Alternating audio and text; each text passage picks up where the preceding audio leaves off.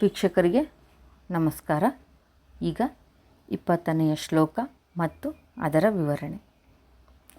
ಶಿಂಜಾನಮಣಿ ಮಂಜೀರ ಮಂಡಿತ ಶ್ರೀಪದಾಂಬುಜ ಮರಾಲಿ ಮಂದಗಮನ ಮಹಾಲಾವಣ್ಯ ಶೇವದಿಹಿ. ಆ ಜಗನ್ಮಾತೆಯ ಪಾದ ಮಂಜೀರಗಳು ಅಂದರೆ ಕಾಲಂದುಗೆಗಳು ಶುಶ್ರಾವ್ಯವಾಗಿ ಶಬ್ದ ಮಾಡುತ್ತಾ, ಕಾಲಂದುಗೆ ಅಂದರೆ ಕಾಲ್ಗೆಜ್ಜೆ, ಪ್ರಣವನಾದವನ್ನು ಪ್ರತಿಧ್ವನಿಸುತ್ತಾ ವಿಶೇಷ ನಡಿಗೆಗೆ ಹೆಸರುವಾಸಿಯಾದ ಹೆಣ್ಣು ಹಂಸದ ಮಂದಗಮನದಂತಹ ನಡಿಗೆಯಲ್ಲಿ ಮರಾಳಿ ಮಂದಗಮನ ಲಾವಣ್ಯ ಶೇವದಿಹಿ. ಆ ಜಗನ್ಮಾತೆ ಮಹಾಲಾವಣ್ಯ ಶೇವದಿಹಿ ಅವಧಿ ಲಾವಣ್ಯ ರಾಶಿಯಾಗಿ ಸಾಕ್ಷಾತ್ಕರಿಸುತ್ತಾಳೆ.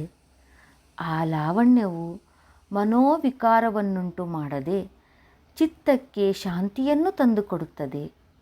ಸರ್ವಕೋಟಿ ಮಾತೃ ಮೂರ್ತಿಯಾದ ಆಕೆ ಶ್ರೀಮಾತೆ ಅನುಪಮ ಸೌಂದರ್ಯ ಲಹರಿಯಾಗಿ ಸಾಕ್ಷಾತ್ಕರಿಸಿದ ಜಗನ್ಮಾತೆ.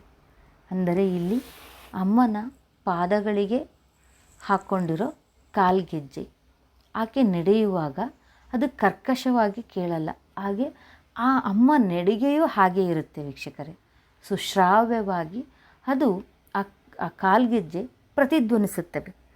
ಆ ವಿಶೇಷ ನಡಿಗೆ ಇದ್ದರೆ ತಾನೇ ಅಮ್ಮನ ಒಂದು ಸುಶ್ರಾವ್ಯವಾದ ಆ ಶಬ್ದ ಕೇಳಿಸೋದು.